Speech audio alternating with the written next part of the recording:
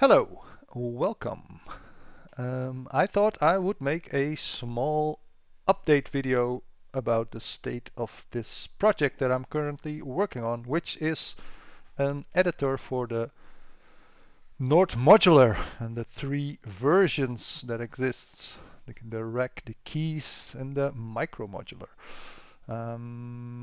Yeah, I started this project a few weeks ago. I thought, hey, browsers can do MIDI nowadays, well, for a while now.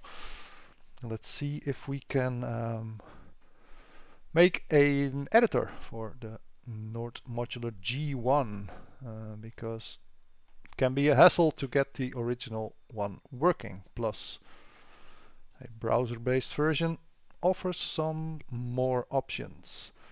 Um, so yeah, I've been working on this for a while now, and the things I've been adding recently are, well, we can load patches from the slots. I have an keys myself, Nord Modular keys. So we can browse around. We can add modules like so. We can add connections. Can we add connections?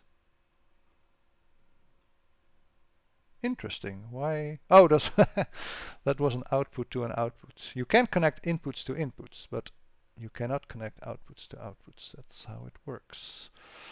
So you can do that. We can delete connections.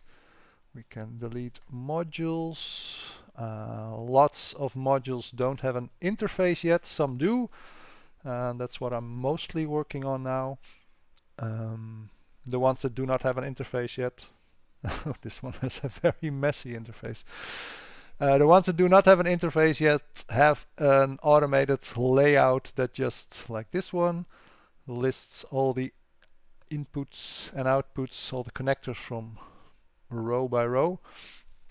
So we at least have something going on with the cables to connect to. This is a patch of mine. Today I got these lights working for the sequencers, which is pretty awesome to see.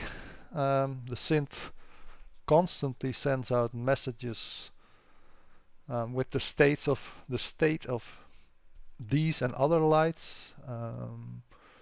So yeah, that's pretty fun. I made a keyboard shortcut to show all the cables behind the modules, which is cleans it up a bit.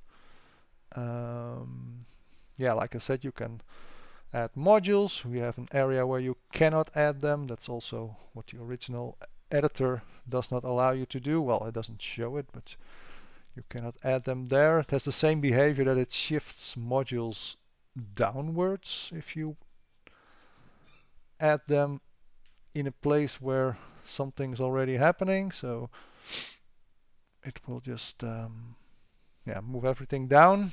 Things cannot overlap in the original editor. I can store them. I'm not quite sure what happens if I do that. How the original official editor will show them. But I thought let's replicate that behavior. So yeah, these lights, we have the common area, which is often empty, but well, we have the patch browser, obviously, all the patches that you can load into a slot.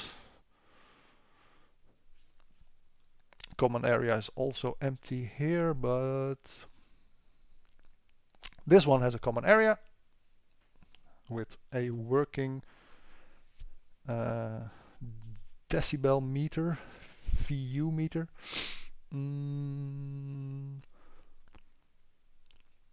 So yeah, that's roughly where I am right now. If we look at the module catalog, I am, yeah, like I said, a lot of these are not done. As you can see here, these just auto-generate a list of connections. Some have some test stuff in it, but starting from the top here, I'm trying to implement every module by looking at the official ones and mimic the layout. Seemed like a nice thing to do. Yeah, and then I encounter new UI elements and I have to make them, and then I can implement them for that specific module and I can reuse them. But yeah, some look pretty nice. Obviously different style than the official ones, but I'm mimicking the exact layout of all the UI elements and the buttons and such. So yeah, that's where we are. As I said, currently the thing I'm working most on is doing some modules now and then because there are a lot. All right, thank you for watching. Yeah, leave a comment if you have any questions. Leave a like if you want. Yeah, thank you for watching, and I will be making regular videos like these, so stick around. Thanks, bye.